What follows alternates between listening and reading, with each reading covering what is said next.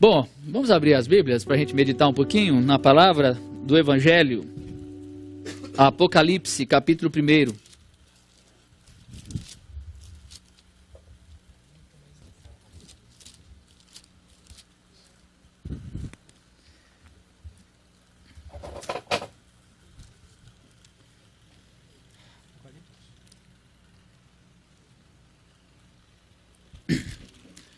Apocalipse, capítulo 1.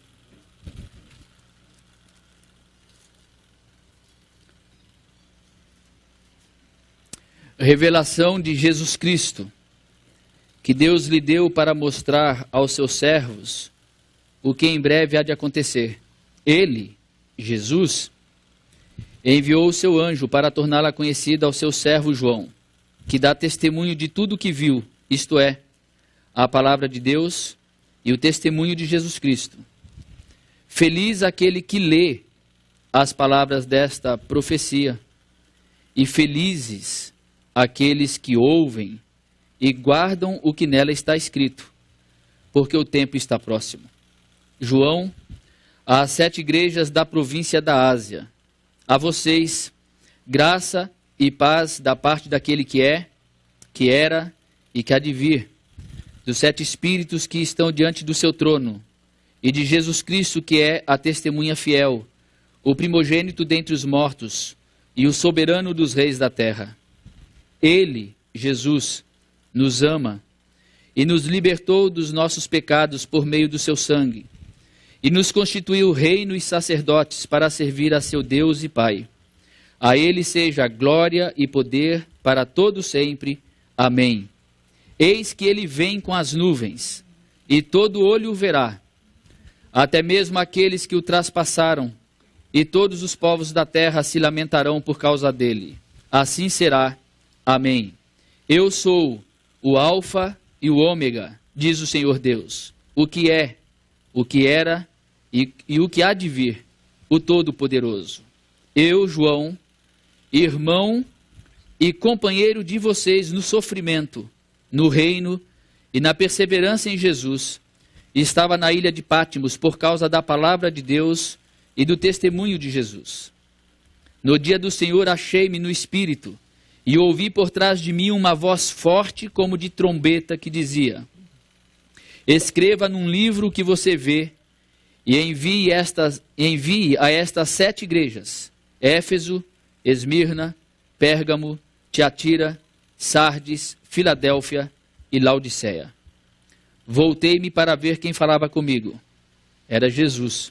Voltando-me, vi 7 candelabros de ouro, e entre os candelabros alguém semelhante a um filho de homem, e com uma veste que chegava aos seus pés, e um cinturão de ouro ao redor do peito. Sua cabeça e seus cabelos eram brancos como a lã, tão brancos quanto a neve, e seus olhos eram como chama de fogo. Seus pés eram como bronze numa fornalha ardente, e sua voz como o som de muitas águas. Tinha em sua mão direita 7 estrelas, e da sua boca saía uma espada afiada de 2 gumes. Sua face era como o sol quando brilha em todo o seu fulgor. Quando o vi, caí aos seus pés como morto. Então ele colocou sua mão direita sobre mim e disse: não tenha medo, eu sou o primeiro e o último. Sou aquele que vive. Estive morto, mas agora estou vivo para todo sempre. E tenho as chaves da morte e do Hades. Escreva, pois, as coisas que você viu, tanto as presentes como as que acontecerão. Este é o mistério das 7 estrelas que você viu em minha mão direita e dos 7 candelabros. As 7 estrelas são os anjos das 7 igrejas e os 7 candelabros são as 7 igrejas. Bom, eu não vou falar sobre esse capítulo, na verdade, ele apenas serve para mim como base para aquilo que eu gostaria de compartilhar com vocês hoje aqui. Hoje é dia 25, não é isso? 25 de outubro de 2015, Brasília, Brasil. 2000 e tantos anos depois. E aqui estamos nós. Qual de vocês viu a Jesus? Quantos de nós teve o privilégio de pelo menos encontrar alguém que o viu?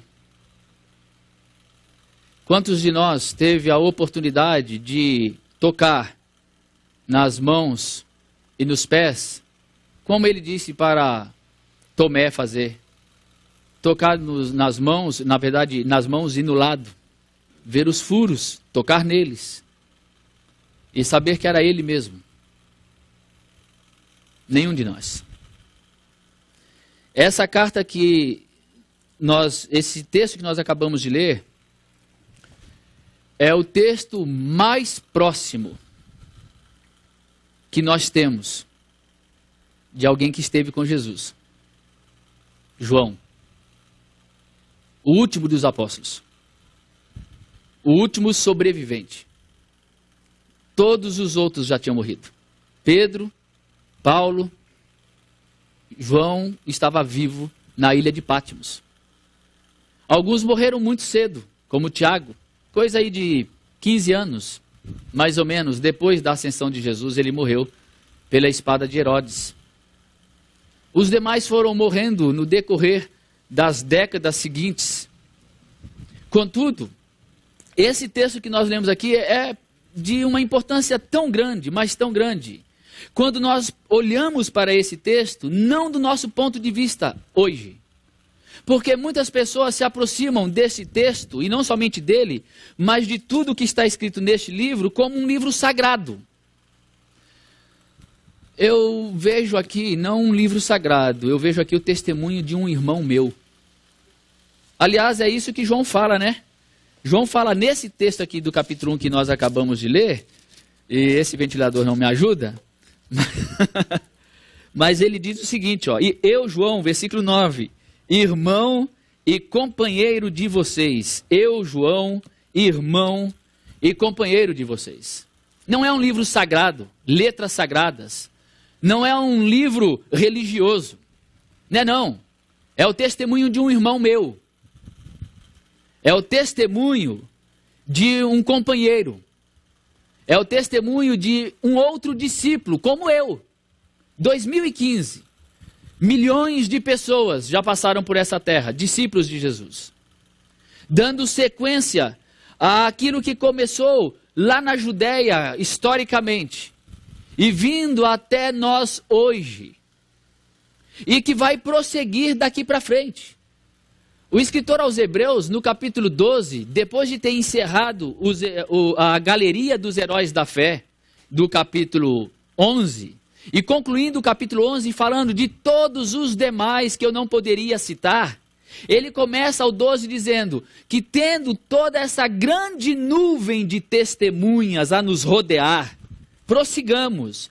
Essa grande nuvem de testemunhas são todos os heróis da fé, tanto do passado no Velho Testamento, quanto todos os heróis da fé do Novo Testamento, os apóstolos e todos os outros que já passaram por essa terra e serviram a Jesus. Todos os discípulos de Jesus.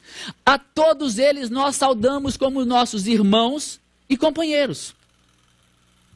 Nós somos irmãos e companheiros deles. Nós estamos dando sequência à mesma história. Nós estamos dando sequência ao mesmo testemunho. Portanto, quando eu vejo João, quando eu vejo Pedro, quando eu vejo Paulo, embora eu os veja como pessoas tão importantes, tão especiais, tão privilegiadas com aquilo que viveram, que presenciaram, ao mesmo tempo, eu sei que eu sou visto por Deus como um deles, igual a eles, um irmão como eles. O apóstolo Pedro chega ao ponto de falar para os demais presbíteros, dizendo, eu presbítero como vocês. Eu digo a vocês, presbíteros, eu que sou presbítero como vocês. Ou seja, nós todos estamos caminhando de mãos dadas com todas as pessoas em todas as eras. Agora, o que é tão importante nisso que eu li aqui nessa passagem? A igreja daquela época estava sofrendo muito. Muitas tribulações, muitas perseguições. As pessoas estavam perdendo seus bens por causa da fé. As pessoas estavam sendo mortas nas arenas, mortas decapitadas. comidas por leões, queimadas. A fé dessas pessoas estava sendo testada em níveis extraordinariamente difíceis. O que os nossos irmãos daquela época passaram, nós nem imaginamos o que significa. Porque nós somos pacíficos, ou vivemos num país pacífico, numa época em nosso país em que nós não chegamos a sofrer as angústias, as dores, os temores que eles sofriam.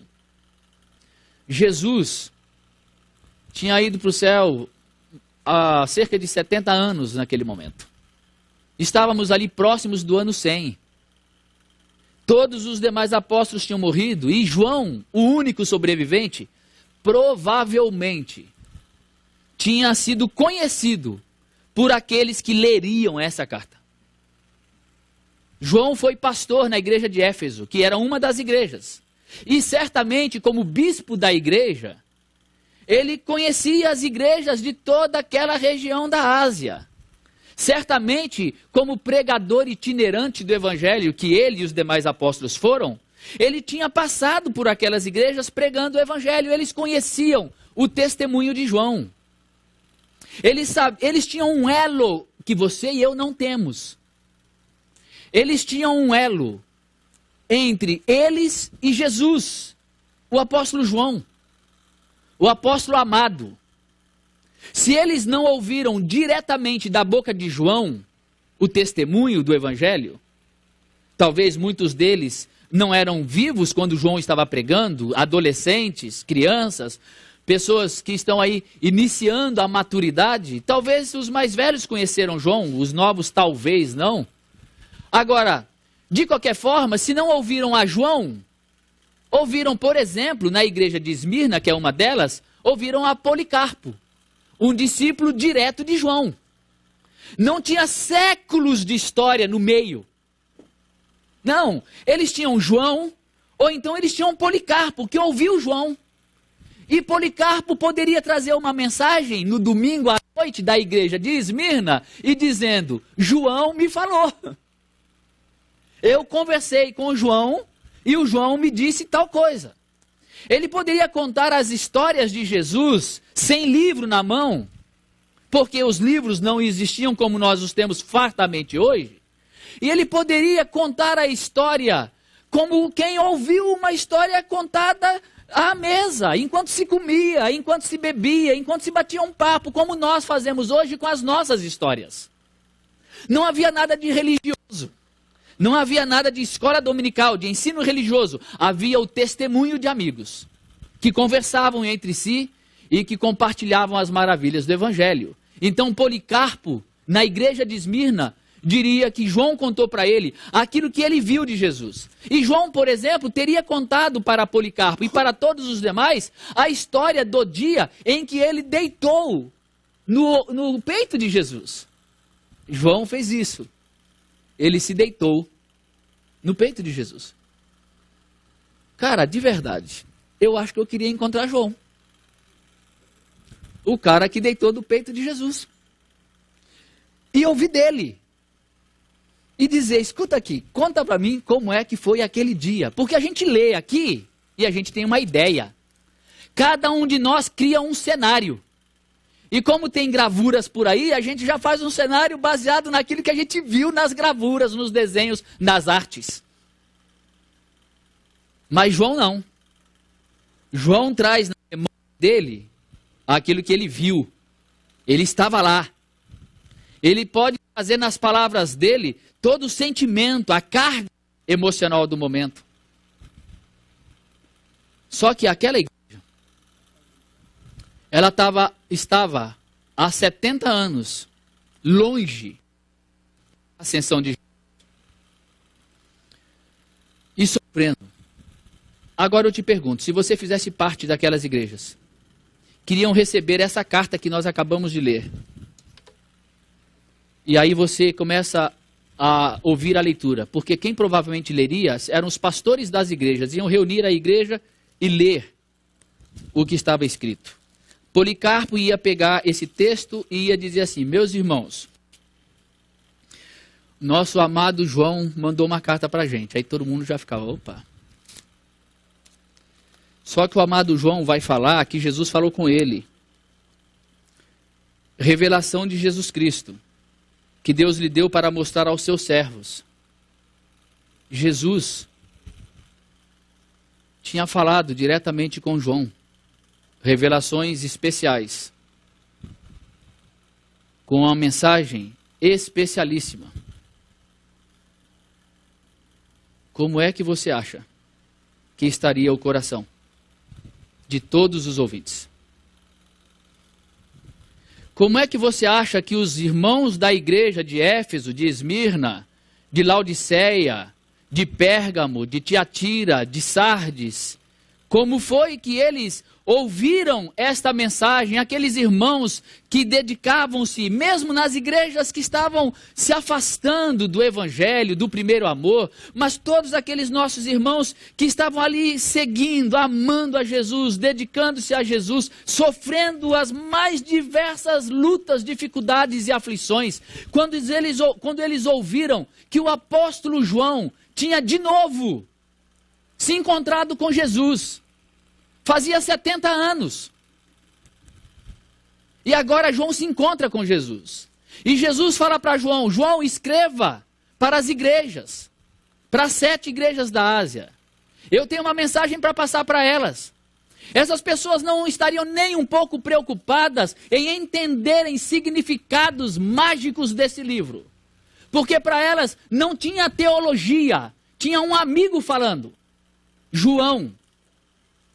Para eles não tinha teologia, para eles tinha Jesus voltando a falar de uma maneira que não estava falando naqueles dias, conforme eles estavam presenciando com todas as dores, lutas, sofrimentos, perseguições que eles estavam tendo.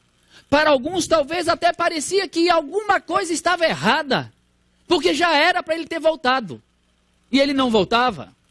Alguns talvez estivessem até perdendo a esperança. Alguns talvez estivessem preocupados, dizendo, até quando nós vamos sofrer tudo isso que nós estamos sofrendo? Até quando nós vamos ter que padecer tantas dificuldades, tantas angústias, tantas dores? Até quando vamos perder nossos filhos? Até quando vamos perder nossos bens? Até quando vamos ter que ver pessoas sendo mortas nas arenas por causa da fé? Até quando vai ser isso? Então vem Jesus e diz para eles que isso terá fim. E diz para eles que ele é aquele que vai se manifestar como poderoso, que virá para julgar os inimigos da igreja, que virá para trazer a igreja para a salvação eterna, para a presença de Deus, para a habitação com Deus. Ele vem trazer para a igreja uma mensagem de que Deus está no trono, que Deus está reinando, que Deus governa sobre tudo e que Ele cuida do seu povo. Eu sou o Alfa e o Ômega, eu sou o primeiro e o último, eu sou aquele que estive morto, mas tornou a viver. Quando uma igreja ouve uma coisa dessa, naquele tempo, naquele momento, isso os emocionava. Mas nós estamos há tanto tempo deles que a gente lê isso aqui e fica pensando, qual é o significado disso aqui? A gente quer saber significado.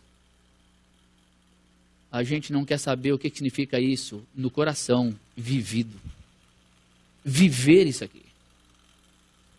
Não te soa bem aos seus ouvidos ouvir Jesus falando com você? Eu sou o Alfa e o Ômega. Eu sou aquele que esteve morto e tornou a viver.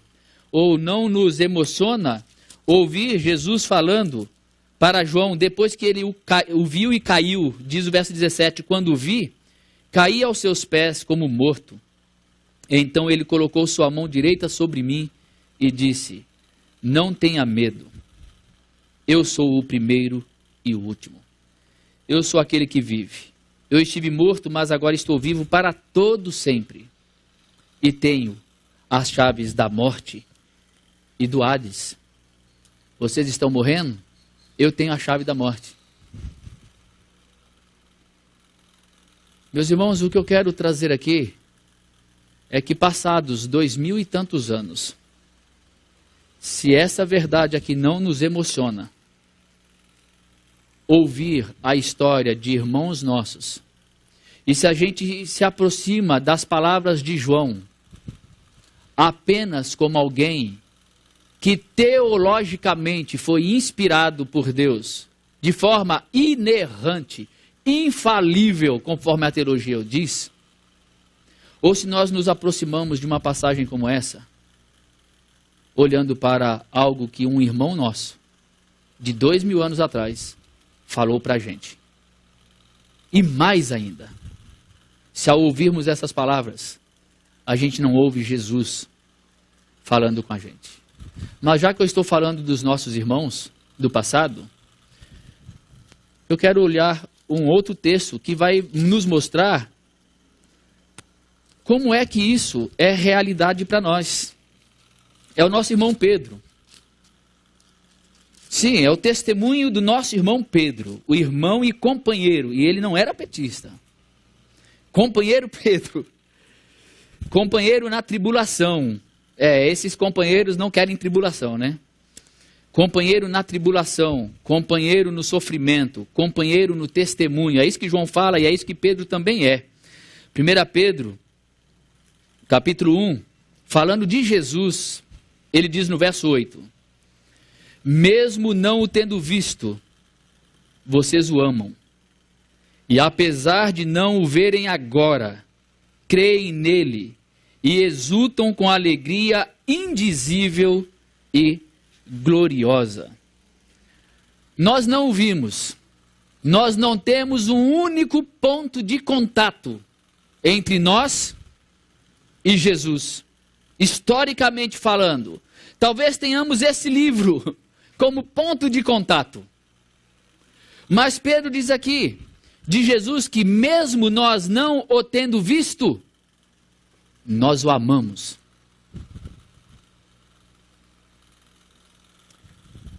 Como é que se explica isso? Você não o viu, mas o ama. E ele diz mais, não apenas não viu, mas o amam, e apesar de não o verem agora, nós não o vemos agora, apesar de não o vermos agora, creem nele e exultam com alegria indizível e gloriosa. Meus irmãos, o livro do Apocalipse está cheio de mistérios. Hoje pela manhã, nós estudamos lá em Taguatinga, atendendo a um pedido, a uma pergunta de um dos nossos manos lá, para estudarmos uma passagem do Apocalipse. E logo os comentários, e logo após a reunião, eu vejo como que as pessoas estão tão interessadas em saberem os mistérios do livro do Apocalipse. Os mistérios das bestas, de todos aqueles personagens estranhos, com 10 cabeças, 7 chifres e tudo mais que lá aparece. Contudo, isso que nós acabamos de ler é o maior de todos os mistérios. Mesmo não o tendo visto, vocês o amam. Mesmo não o tendo, continuarem a não vê-lo, vocês creem nele. E vocês se alegram nele com uma alegria indizível e gloriosa. Ora, o que é isso senão o maior de todos os mistérios? O apóstolo Paulo, outro irmão nosso, fala sobre isso. O mistério, que é o quê? Cristo em nós, a esperança da glória. Ora, meus irmãos, o nosso ponto de contato não é Pedro, não é João, não é Mateus. O nosso ponto de contato não é esse livro. O nosso ponto de contato não é nada que se possa provar pela história. O nosso ponto de contato é o próprio Jesus. Ele habita aqui. Ele vive aqui. Esse é o mistério. O maior de todos os mistérios não se entende com a mente, se experimenta no coração. O maior de todos os mistérios é que de uma maneira inexplicável, indizível, gloriosa, Jesus habita em mim. A verdade de que Jesus Cristo é o primeiro e o último, o alfa e o ômega, não necessita de explicação teológica, porque Ele está em mim. Ele é o primeiro e o último em mim, porque não importa o que aconteça, eu irei com Ele até o fim. Ele é o alfa e o ômega, a tal ponto que em todo o alfabeto eu não preciso de explicações, porque tudo já está explicado. Ainda que eu caminhe em toda a minha vida sem entender o que a letra significa, eu terei entendido tudo se eu ando com Jesus. Eu terei entendido tudo porque eu o amarei. E eu crerei nele. E eu me alegrarei nele com alegria indizível e gloriosa. Isso vale para o analfabeto e para o doutor. Isso vale para todas as pessoas, em todos os lugares, em todas as épocas. Por que que em 2015 nós estamos aqui reunidos? Em nome de Jesus. Porque o mistério se realizou em nós.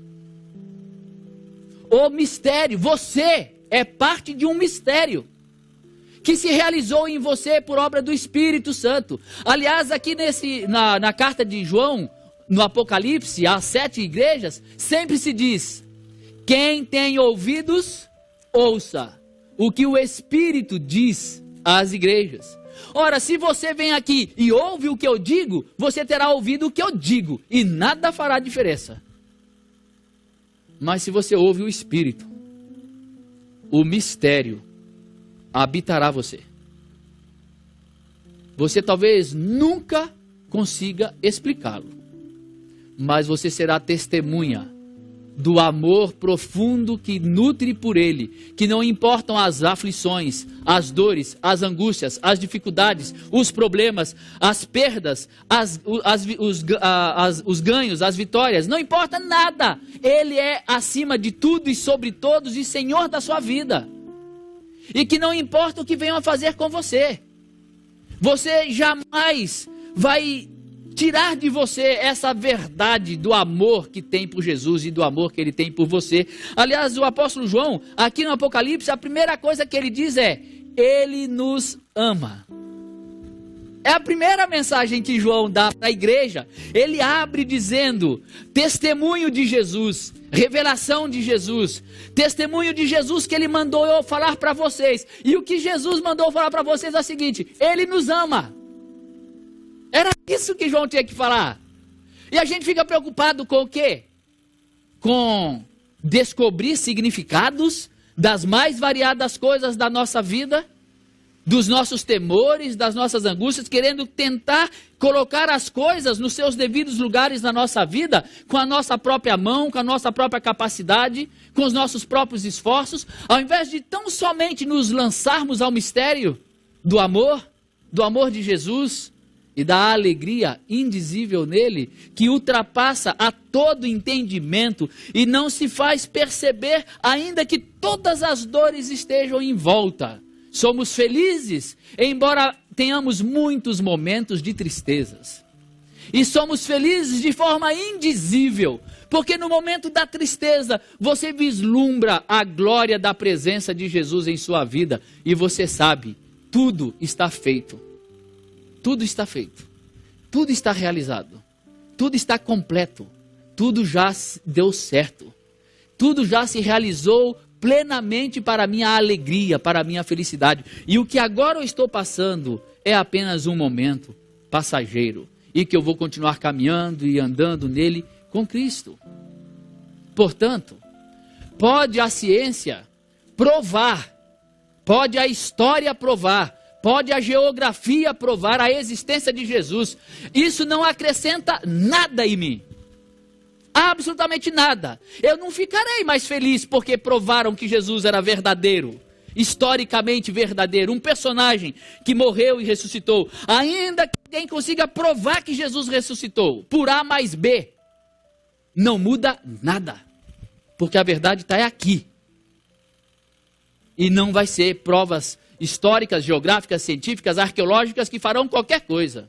Da mesma forma, podem provar o quanto quiserem que tudo é mentira. Podem provar que Jesus jamais existiu. Podem provar que tudo aquilo foi invenção, balela. Isso não muda nada. Porque eu sei em quem eu tenho crido.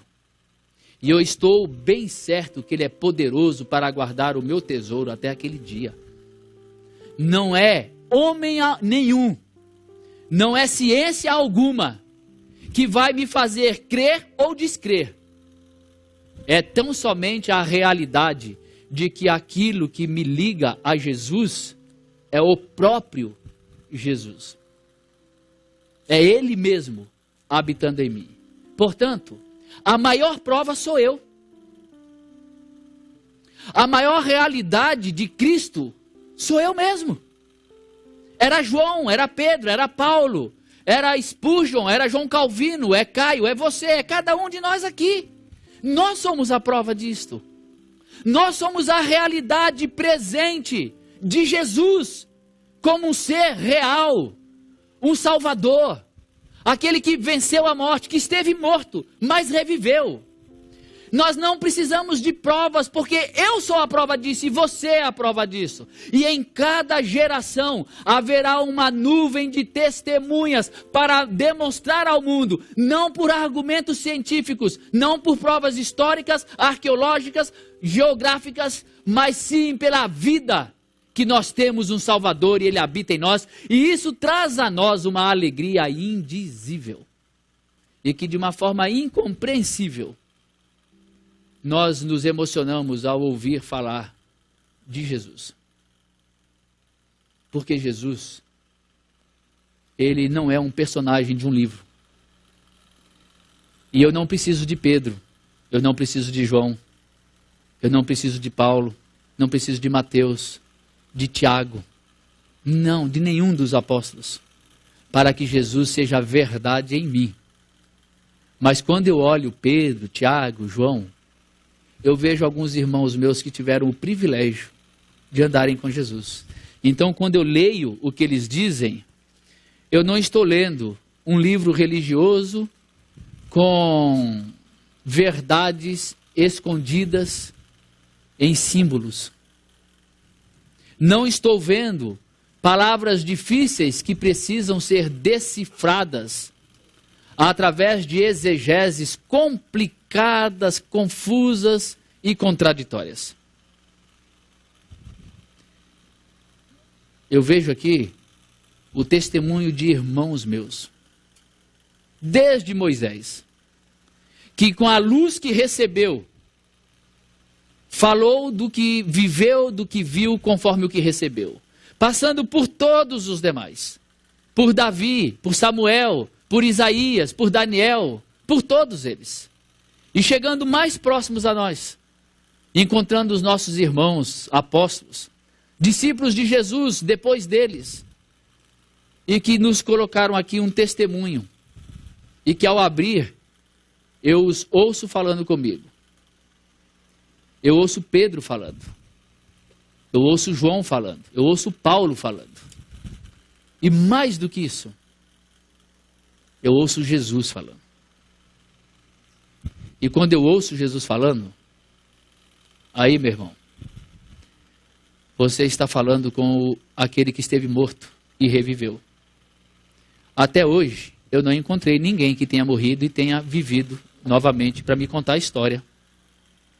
Eu disse aqui que eu gostaria de encontrar alguém, né, que deitou no peito de Jesus.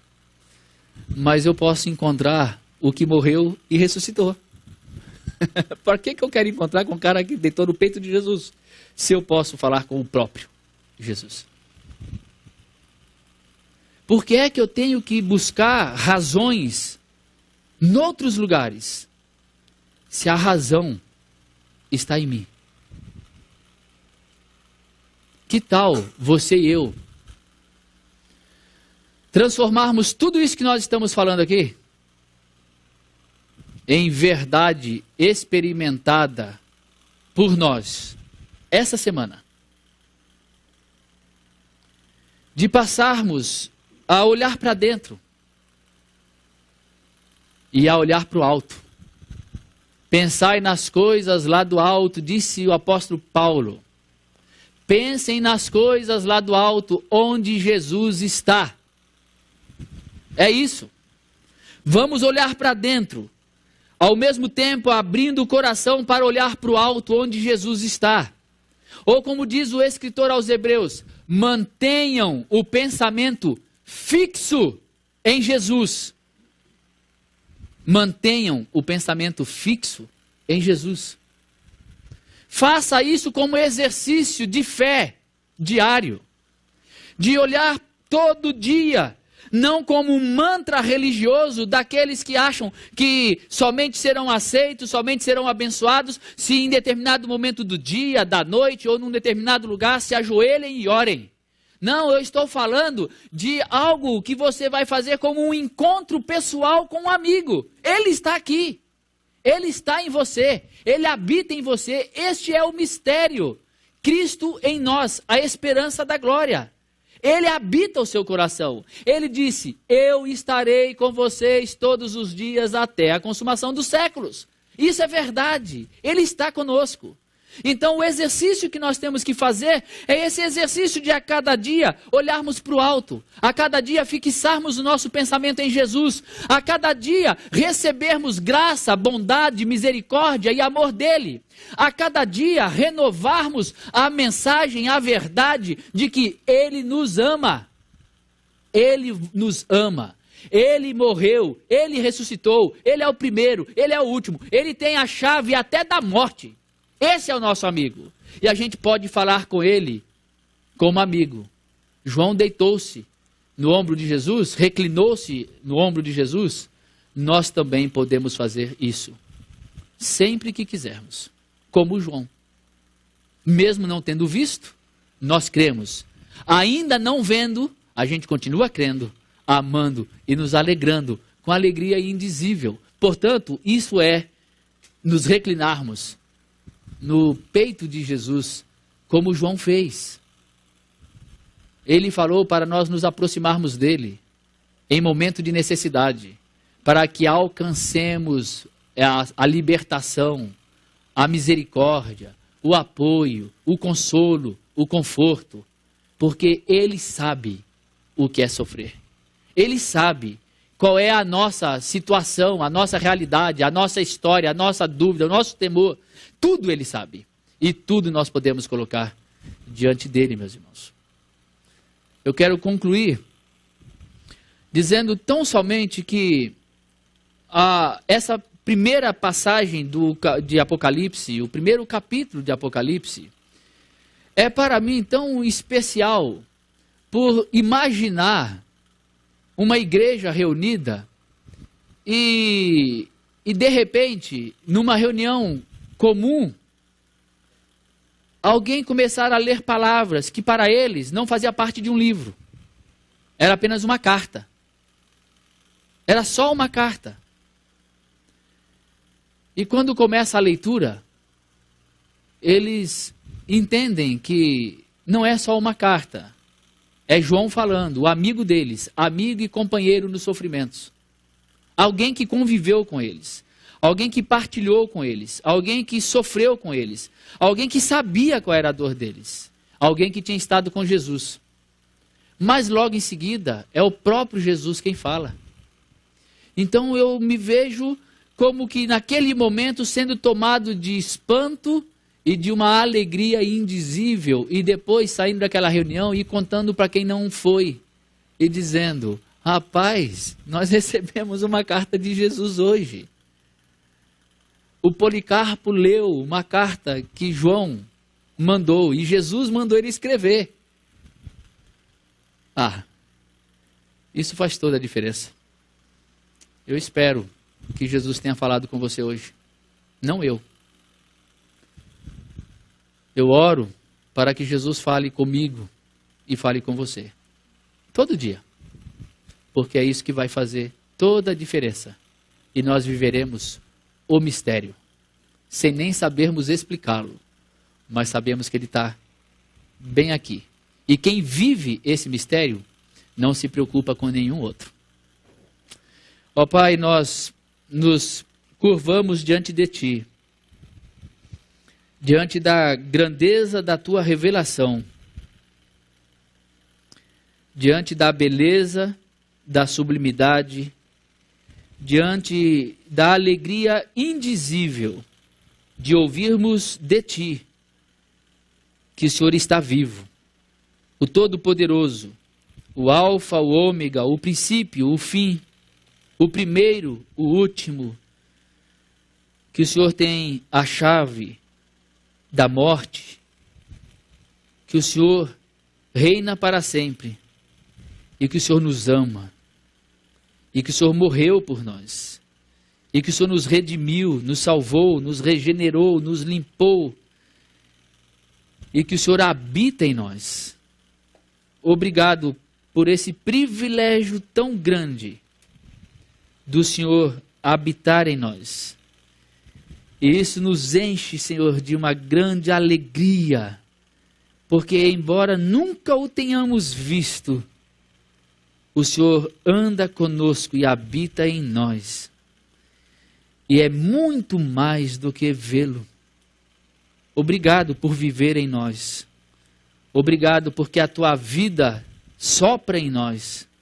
O teu Espírito habita em nós. Dá-nos ouvidos para ouvir o que o teu Espírito fala ao nosso espírito todo dia. No nome santo do nosso querido Salvador Jesus Cristo que nós oramos. Amém.